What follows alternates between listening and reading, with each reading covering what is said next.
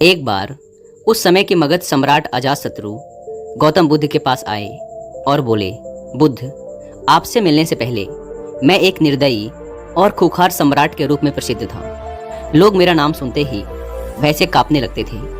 मैं किसी की जान लेने से पहले एक पल के लिए भी नहीं सोचता था और छोटी छोटी गलतियों के लिए भी अपराधियों को मृत्युदंड की सजा सुना देता था। लोग मुझे मृत्यु का दूसरा रूप मानते थे और पड़ोसी राज्य हमेशा इसी खौफ में रहते थे कि पता नहीं मैं कब उन पे हमला करके उन्हें बर्बाद कर दूं, जैसा मैंने वैशाली गणराज्य के साथ किया था।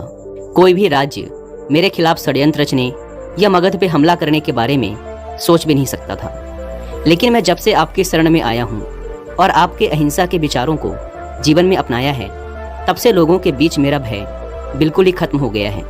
मेरे राज्य में अपराधियों की संख्या बढ़ गई है। रोज नित्य नए अपराध होते हैं। मेरे सेनापति और मंत्री मेरे और मेरे परिवार के खिलाफ षड्यंत्र रचते हैं। पड़ोसी राज्य मगध साम्राज्य की सीमाओं की जमीन पर कब्जा करने की कोशिश करते हैं और मगध के व्यापारियों के व्यापार में बाधा उत्पन्न करते हैं। सम्राट अजातशत्रु ने आगे कहा, बुद्ध, मैं आपके अहिंसा के विचारों को समझता हूँ, लेकिन मेरे मन में एक प्रश्न है। बुद्ध ने कहा, निसंकोच कहो।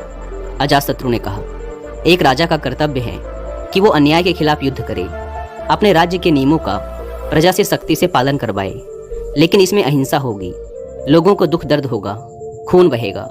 तो क्या एक अपराधी को दंड देना अनुचित है? क्या अपने राज्य के लिए, अपनी संपत्ति के लिए, अपने परिवार की सुरक्षा के लिए युद्ध करना गलत है?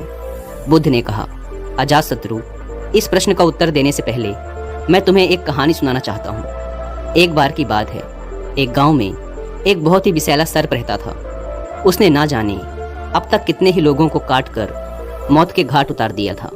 वह जिस वृक्ष में रहता था, लोग उस वृक्ष के पास से गुजरने से भी डरते थे। बच्चे उसके नीचे खेलने के बारे में सोचते भी नहीं थे।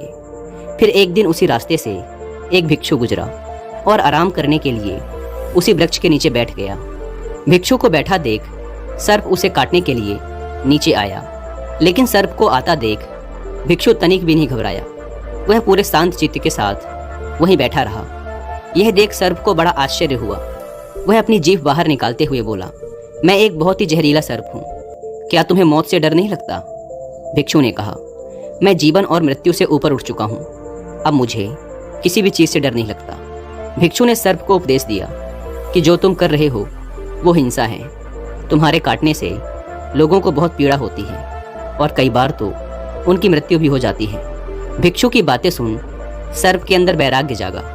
उसने निश्चय किया कि वो आज के बाद किसी को नुकसान नहीं पहुंचाएगा, किसी को नहीं काटेगा। सर्प अहिंसक हो गया है। सर्प ने काटना छोड़ दिया है। धीरे धीरे ये खबर पूरे गांव में फैल गई। इसके बाद लोगों ने सर्प से डरना ही छोड़ दिया। लोग उसे छेड़ते, बच्चे बेवजह ही उसके पूंछ में पैर रख देते, उसे पत्थर मारते, लेकिन सर्प किसी को नुकसान नहीं पहुंचाता। उसने कीड़े मकोड़ों को भी खाना छोड़ दिया था। रात में कुछ घास फूस खा लेता और सुबह आक्रमण का सामना करता। भूख और पीड़ा से वह बिल्कुल कमजोर हो गया था। उसका शरीर इतना घायल हो गया था कि गांव वाले उसे एक रस्सी से ज्यादा और कुछ नहीं समझते थे। फिर एक दिन वही भिक्षु दोबारा उसी रास्ते से गुजरा। उसने सर्प की ये दुर्गति देखी तो बड़ा दुखी हुआ। सर्प को औषधि लगाते हुए उसने पूछा, तुम्हारी ये दुर्दशा कैसे हुई? सर्प ने कहा, तुम्हारी बातें सुनने के बाद मेरे अंदर वैराग्य जागा और मैंने काटना छोड़ दिया। यह सुन भिक्षु हंसा और बोला, मैंने तुझे काटने से मना किया था, लेकिन तू अपने सर्प स्वभाव से कैसे विमुख हो गया? तूने फुसकारना क्यों छोड़ दिया? बुद्ध ने आगे कहा, किसी भी बात की अति, अहिंसा की भी अति, अगर ध्यान से देखें तो हिंसक बन जाती है। अजातशत्रु, अपराधियों में तुम्हारा भय होना ही चाहिए और उन्हें उनके अपराध की सजा भी मिलनी चाहिए, परंतु ध्यान रहे, न्याय करने वाला अपनी निजी शत्रुता के कारण किसी को दंड ना दे, बल्कि अपराधी को उसके अपराध और दुष्कर्मों की सजा ही मिलनी चाहिए। यदि क्रोध, लोभ और ईर्ष्या बीच में आ जाएगी तो न्याय ना हो पाएगा। बुराई को भलाई से जीतो। यदि बुराई भलाई पर हावी होने लगी तो मनुष्यता का नाश होगा। यदि बुराई को हटाने के लिए युद्ध भी करना पड़े तो वो भी करो, लेकिन कभी भी उस युद्ध के कारण तुम स्वयं ना बनो। यदि करना ही पड़े तो सिर्फ सही उद्देश्य के लिए ही करो। अजातशत्रु ने बुद्ध के सामने हाथ जोड़ लिए और कहा, बुद्ध, आपकी इन बातों ने मेरे अंदर के सारे प्रश्न, सारी उथल पुथल को शांत कर दिया है। धन्य हुए भाग्य मेरे जो आप मेरे जीवन में पधारे।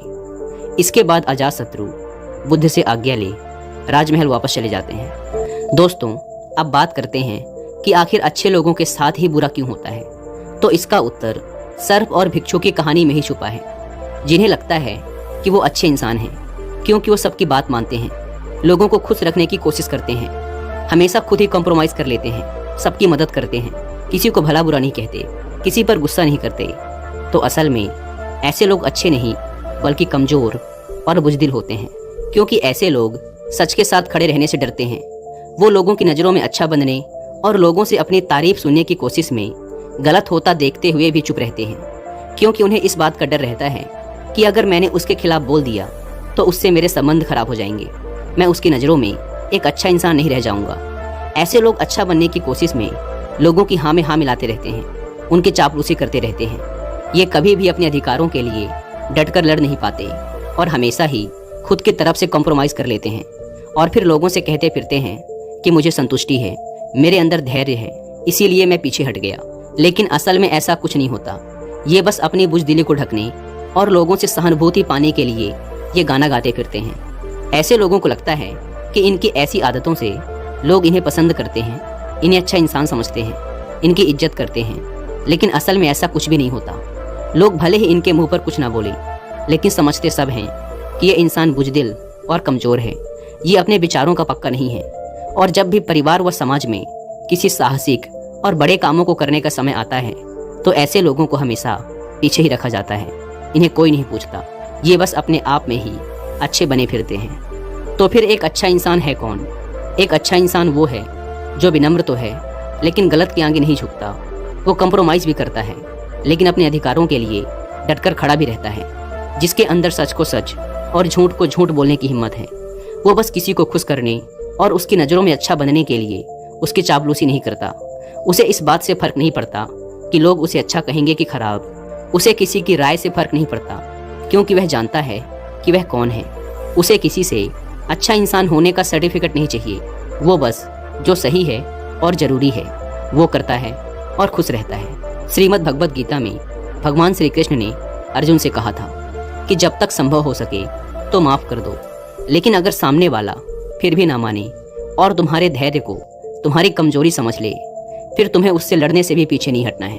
तो कहने का अर्थ ये है कि किसी के साथ अच्छा या बुरा नहीं होता, बस हर इंसान को उसके द्वारा किए गए कार्यों का परिणाम ही मिलता है। जो अच्छा होने का दिखावा करता है उसे उसकी चापलूसी, गलत के खिलाफ ना खड़े होने, अपने अधिकारों के लिए ना लड़ने, मेहनत ना करने, आसानी से हार मान लेने और सबको खुश करने की कोशिश करने जैसे कार्यों का ही परिणाम मिलता है।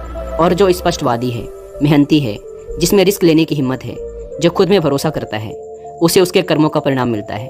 और यह जरूरी नहीं कि किसी कार्य को करना ही कर्म है, मनुष्य के विचार भी उसके कर्म ही हैं, क्योंकि विचार ही हैं जो अंततः कर्मों में परिवर्तित हो जाते हैं। तो ये जो विचार रूपी कर्म जो हमें दिखते नहीं, हमें इनका भी फल भोगना ही पड़ता है। तो ज़्यादातर लोग जो इस बात की शिकायत करते रहते हैं कि मैंने तो किसी के साथ गलत नहीं किया, फिर मेरे साथ गलत क्यों हो रहा है, तो उनके साथ गलत होने का कारण ये विचार रूपी कर्म ही हैं, जो बाहर से दिखते नहीं हैं लेकिन हमने अपने विचारों में किए होते हैं। इसीलिए इंसान को सिर्फ बाहर से ही नहीं बल्कि अंदर से, अपने विचारों से भी अच्छा होना जरूरी है।